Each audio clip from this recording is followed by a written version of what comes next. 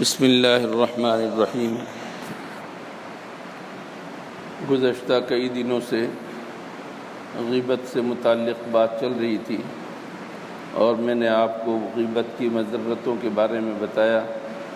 قرآن کریم کی تصریح کے مطابق اپنے بھائی کا گوشت کھانا ہے، اور حضور اکرم صلی اللہ علیہ وسلم نے اس کی برائی اس طرح بیان فرمایا کہ غیبت زنا سے بھی بڑھ کر سخت ہے۔ آج ایک اور حدیث سن لیجئے۔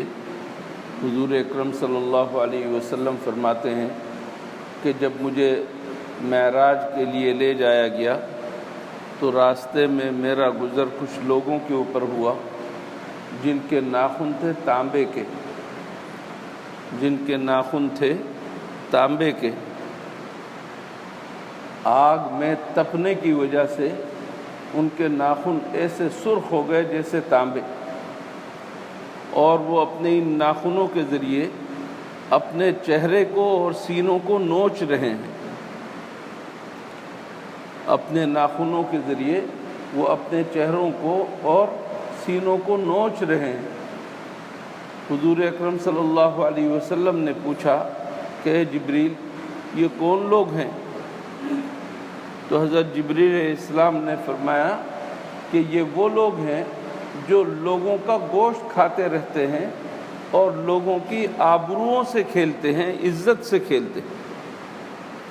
کسی کا مذاق اڑا دیا، اس کی عزت کے اوپر حملہ کر دیا، کسی کے اوپر بھپتی کس دی، آپ نے سمجھ لیا کہ بس مجھے بولنا آتا ہے، اس وجہ سے میں نے کسی کے اوپر جملہ کس دیا، تو آپ سمجھتے ہیں کہ یہ معمولی بات ہے۔ نہیں، اس کے اوپر اس قدر سخت وعید ہے، کیونکہ اس کی عزت کو پامال کیا ہے، اس کی آبرو کو پامال کیا ہے، اور آبرو کو پامال کرنے کا بدلہ کیا ملے گا؟ ابھی قیامت آئی نہیں، عالم برزخ کی بات۔ آدمی جب ایک تو ہماری یہ زندگی ہے، دنیاوی زندگی، ہم سب مر جائیں گے۔ مرنے کے بعد قیامت کے قائم ہونے تک جو زندگی ہے، چاہے آپ کو قبر نصیب ہو یا نہ ہو، یہ عالم برزخ ہے۔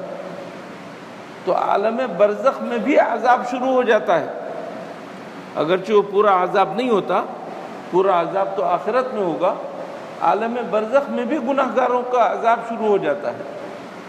تو عالم برزخ کا منظر حضور اکرم صلی اللہ علیہ وسلم نے دیکھا کہ لوگ اپنے تانبے کے ناخنوں سے چہروں کو نوچ رہے ہیں اور سینوں کو نوچ رہے ہیں، اور یہ وہ لوگ ہیں جو لوگوں کا گوشت کھاتے ہیں۔ لوگوں کا گوشت کھانے کے لیے باقاعدہ گوشت کو کھانا ضروری نہیں، مطلب گوشت کھانے سے مراد غیبت کرنا ہے، کہ یہ وہ لوگ ہیں جو غیبت کرتے ہیں اور لوگوں کی عزتوں سے کھیلتے ہیں۔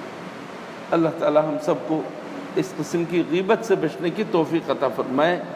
کسی کا ذکر کرنا بہت ہی آسان ہے، اور اب تو منٹوں سیکنڈوں میں آپ یہاں سے یورپ تک، امریکہ تک، آسٹریلیا تک بات کریں اور آپ کی بات فوراً پہنچ گئی۔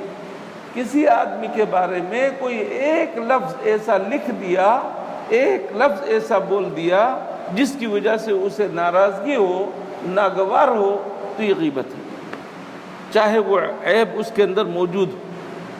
کس قدر ہم لوگ اس کے اندر ملوث ہیں، کس قدر ہم مبتلا ہیں، آپ اندازہ لگا سکتے ہیں۔ اللہ تعالی ہم سب کو اس گناہ سے بچنے کی خوب توفیق عطا فرمائے۔ اللہم لک الحمد لا نحصی ثناء علیک انت کما اثنیت علی نفسک۔